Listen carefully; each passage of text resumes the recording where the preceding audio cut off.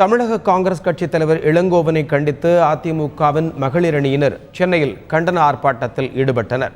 மோடி முதலமைச்சர் சந்திப்பு குறித்து விமர்சித்த இளங்கோவனை கண்டித்து தமிழகம் முழுவதும் அதிமுகவினர் தொடர் போராட்டத்தில் ஈடுபட்டு வருகின்றனர்.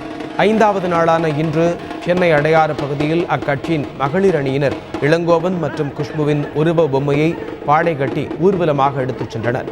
பின்னர் உருவ பொம்மைகளை தீயிட்டு கொளுத்தினர். முதலமைச்சர் குறித்து அவதூறாக பேசிய இளங்கோவன் பகிரங்கமாக மன்னிப்பு கேட்க வேண்டும் என அதிமுகவினர் வலியுறுத்தினர்.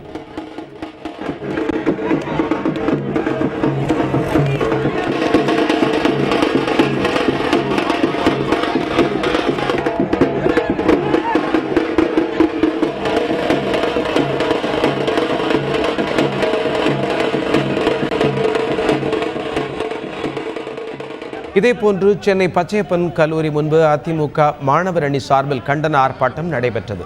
அப்போது இளங்கோவனின் உருவ பொம்மையை எரித்து அவர்கள் தங்களது எதிர்ப்பை வெளிப்படுத்தினர். EVKS இளங்கோவன் முதலமைச்சரிடம் மன்னிப்பு கேட்கும் வரை தங்களது போராட்டம் தொடரும் எனவும் அவர்கள் கூறினர்.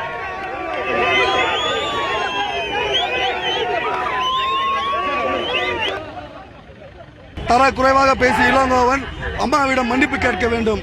அவர் மன்னிப்பு கேட்காவிட்டால் தமிழ்நாட்டில் அவர் எங்கும் நடமாட முடியாது, அவர் அரசியல் பண்ணவும் முடியாது என்பதை இந்த நேரத்தில் மாணவர் அமைப்பின் சார்பாக தெரிவித்துக் கொள்கிறோம்.